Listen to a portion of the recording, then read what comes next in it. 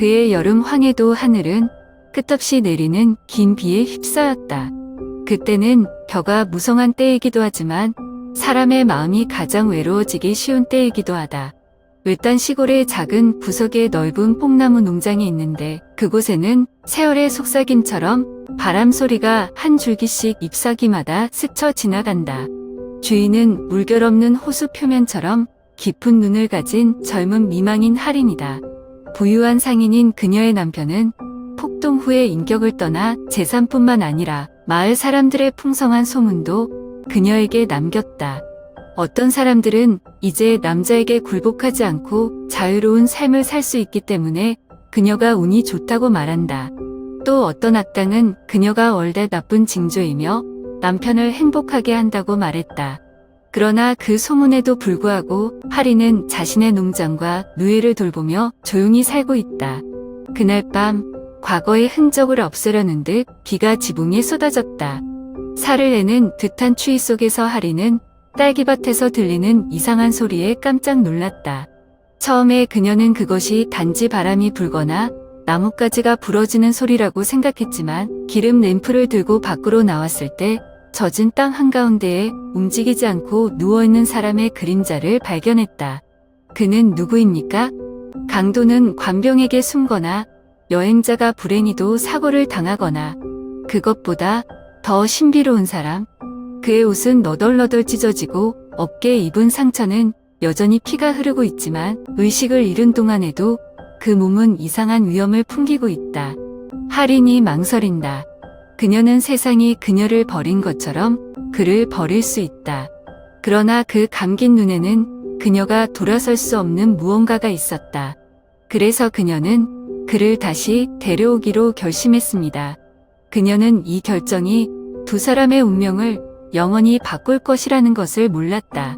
백로는 할인이 본 누구보다 빠르게 회복했다. 불과 며칠 후 그의 어깨의 상처는 입이 마르고 힘도 점차 회복되었다.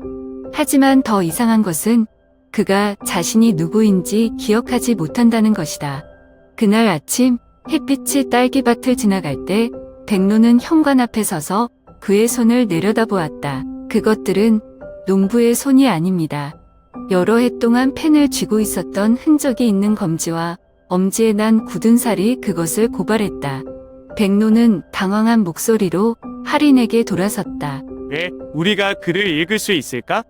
우리는 왜 장부에 대해 잘 알고 농장을 교육받은 사람처럼 관리하는 방법에 대해 잘 알고 있습니까? 할인이 멈칫. 과거에 그녀의 농장에서 일하는 사람들은 대부분 가난한 머슴이었고 그를 아는 사람이 거의 없었고 장사에 대해 더 잘 알지 못했다. 하지만 백로는 읽을 수 있을 뿐만 아니라 노련한 상인으로서 장부를 빨리 계산할 수 있었다. 뿐만 아니라 걸음걸이부터 행동까지 차이를 보인다. 그는 그녀와 이야기할 때 일반 시민들처럼 수줍게 고개를 숙이지 않았다. 그의 눈은 종종 생각에 잠긴 표정을 지었지만 마치 관장의 음모를 간파한 것처럼 날카로움을 번뜩였다. 그날 저녁 목장 안채에서 할인은 백로를 멀리서 지켜보았다. 그는 책상 옆에 앉아 무의식적으로 도자기 그릇을 돌렸다. 그 조용한 모습을 보고 그녀는 마을 사람들이 최근에 소문을 냈던 이야기를 불현듯 떠올렸다. 어떤 사람들은 왕정이 중요한 사람을 체포하거나 어떤 큰 음모에 연루된 반역죄를 범하고 있다고 말한다. 할인의 머릿속에 한 가지 생각이 스쳐 지나갔다. 과연 백로는 조정에서 찾고 있던 사람일까? 그렇다면 그는 위험한 사람인가? 아니면 권력의 암초에 휘말린 무고한 사람인가? 할인이 못 맞췄어. 그러나 그가 보통 사람이 아니라는 것을 분명히 아는 것이 있다. 그리고 만약 그가 정말로 신비로운 과거를 가지고 있다면 그것은 머지않아 그를 찾아올 것입니다. 야간에 대한 농장은 이상할 정도로 조용하다.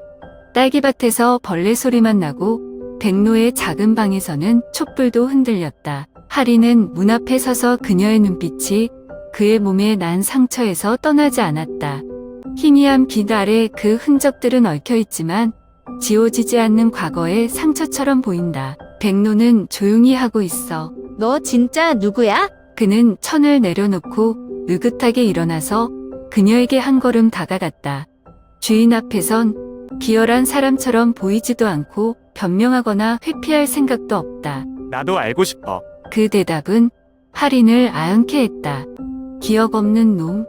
아니면 기억하고 싶지 않은 사람? 그녀는 소매를 살짝 조이며 그의 눈에서 약간의 실마리를 찾으려고 애썼다. 그러나 그녀가 본 유일한 것은 이름 불릴 수 없는 감정이 그 안에 비친 자신의 모습이었다. 기억이 안 나? 백로는 웃음이 아니라 받아들이기와 놀림 사이의 애매한 표정에서 입술을 살짝 비틀었다. 나는 내가 누군지 기억하지 못한다.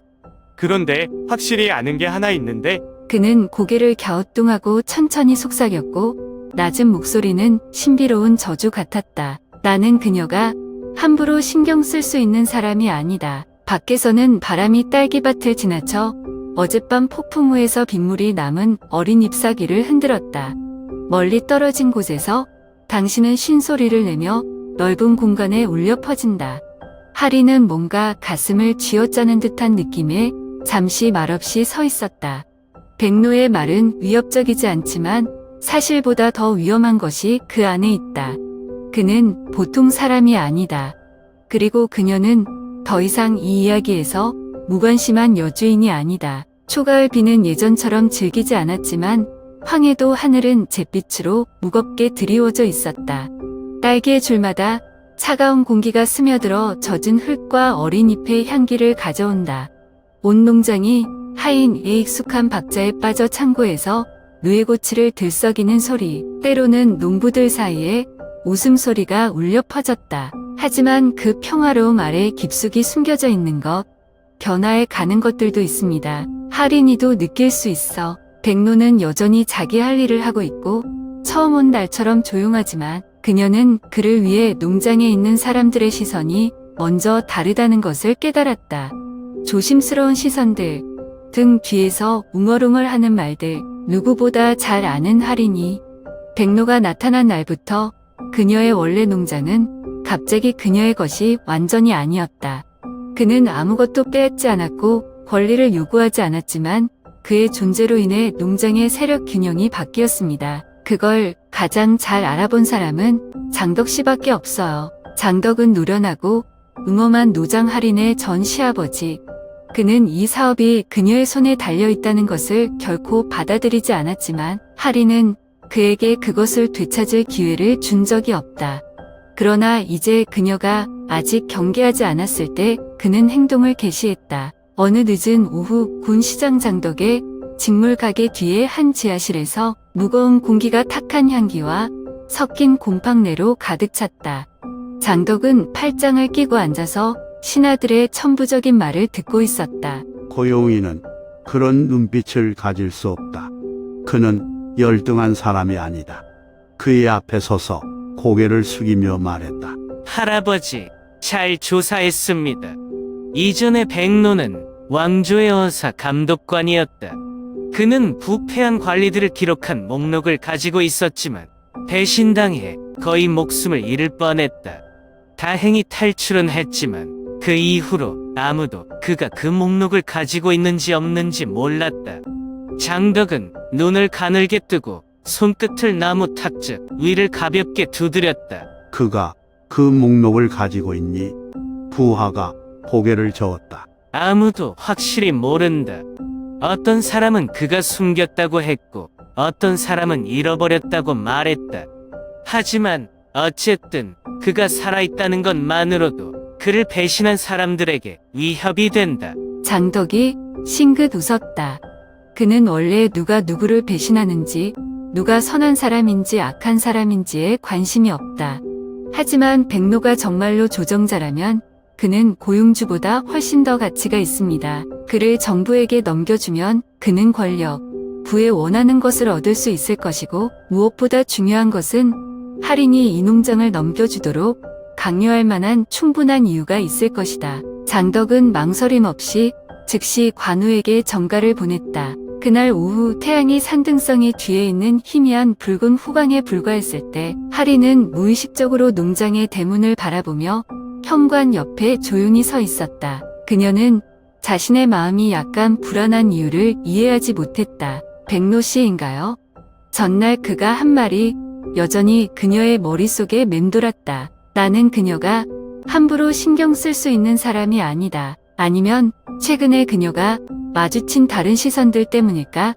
상인들은 실크를 사러 농장에 들렀고 마을 주변에 낯선 사람들이 나타났으며 관병들이 누군가를 찾고 있다는 소문도 나돌았다. 바람이 딸기밭에 불고 어린 나뭇잎들이 가볍게 떨렸다. 공기 중에 불길한 기운이 감돌고 있다. 할인이 손을 꽉 조인다. 그녀는 앞으로 무슨 일이 일어날지 모르지만 그녀가 가지고 있는 평화로움을 한 가지 확신하는데 아마도 오래 걸리지 않을 것이다. 그날 밤 하늘은 별빛 하나 없이 칠흑같이 어두웠다. 바람이 딸기밭을 휘몰아쳐 가을의 한기를 몰고 옥장 구석구석으로 쏟아져 들어왔다. 낯익은 고요가 심상치 않다. 하리는 뒤척이면서 잠을 이루지 못했다. 불안감이 그녀를 계속 붙잡고 침대에서 내려와 얇은 옷을 급히 입고 조용히 밖으로 나갔다. 바로 그때 일련의 말발굽 소리가 울렸다. 쾅, 쾅, 쾅. 말발굽 소리가 우르르 밤을 찢고 관병들의 비명이 뒤따랐다. 활활 타오르는 횃불이 암벽을 타고 올라 무서운 그림자를 드리웠다. 백로, 넌 수배야. 빨리 항복해라. 하리는 놀라서 심장이 멎는 것 같았다. 백로.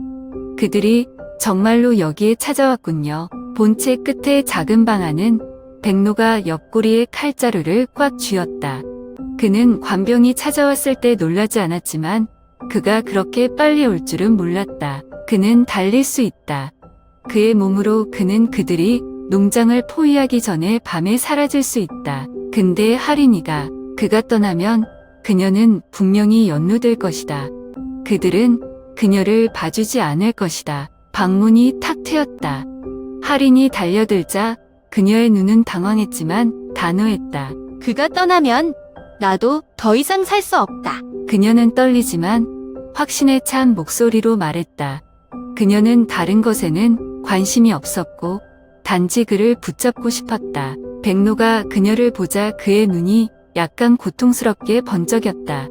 그는 그녀를 데려갈 수 없었고 그녀가 도망가는 삶을 살게 할 수도 없었다. 그는 천천히 손을 옷 속으로 가져갔고 자신도 그 이유를 잘 기억하지 못하더라도 항상 가지고 다니는 묽은 오래된 실크 스카프를 꺼냈다. 그는 그것을 그녀의 손에 넣고 꽉 쥐었다. 내가 나를 정말 사랑한다면 살아라. 그녀는 아직 반응하지 않고 그는 그녀를 방에서 밀어냈다. 문이 그녀 앞에서 쾅 닫혔다. 밖에서는 관군의 발자국 소리가 점점 가까워졌다. 백로는 숨을 깊이 들이마시며 어두운 방에서 나와 운명을 맞을 각오를 했다. 찬바람이 딸기밭을 지나 습기 찬 땅바닥에 단풍잎을 쓸어내렸다.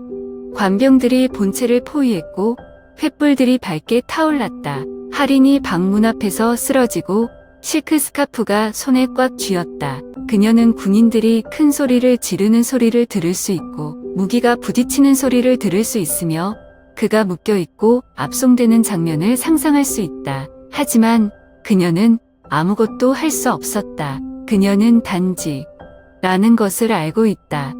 지금 이 순간부터 모든 것이 예전 같지 않을 것이다. 그날 밤 이후 백로는 더 이상 무명이 아니었다. 그는 정부로 압송되었고 범죄자처럼 수갑이 채워졌지만 눈빛은 여전히 확고하고 두려운 기색도 보이지 않았다. 하린이는 그를 따라갈 수 없지만 그녀는 그가 저항하면 그는 죽을 것이라는 것을 안다. 그가 조용하면 그녀도 가만히 살 수 없다. 그래서 백로가 선택을 했어요. 그는 정부 앞에 서면 기억을 잃어도 감춰둔의 부패 명단을 넘겨준다. 그는 그 목록이 많은 사람들에게 대가를 치르게 할 수 있다는 것을 알고 있지만 그것이 할인을 구할 수 있는 유일한 길이기도 하다. 조정은 그를 죽이지 않았다. 그들은 원하는 것을 얻었습니다. 그는 국경으로 추방되어 남은 인생을 고독하게 살았다. 백로의 유배 소식은 금세 퍼졌다. 이전에 그를 추적했던 사람들은 왕정이 그들에 대한 증거를 손에 쥐고 있었기 때문에 지금 조용히 해야 한다. 그리고 하리는 뽕나무 농장, 그 마을이 모두 더 이상 그녀의 곳이 아니라는 것을 이해했다. 그녀는 아무에게도 말하지 않고 떠났다. 백로가 마지막 날 밤에 그녀의 손에 넣었던 오래된 실크 스카프를 가지고 온 것은 단 하나뿐이었다. 그녀는 낯선 땅을 지나 방랑 생활을 했지만 단 하루도 그를 잊지 않았다. 국경의 작은 여관에는 달이 밝은 밤에 혼자 창가에 앉아 조용히 먼 곳을 바라보고 있는 한 남자가 있었다고 한다. 그가 누구를 기다리고 있는지 아무도 모른다. 그가 무엇을 원하는지 아무도 모른다. 사막에 바람만 불어오고 먼지 냄새와 지울 수 없는 그리움 같은 은은한 뭔가가 실려 있었다.